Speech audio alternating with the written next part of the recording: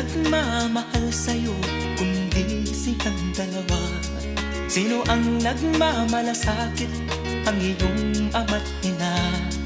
Sila ang naging daan, kaya ika'y nabubuhay sa mundo.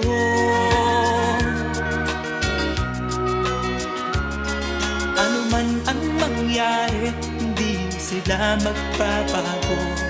Ang mga magulang mo'y laging nagmamahal sa'yo. Kahit na nasasaktan, kahit na sila'y di mo pinapansin.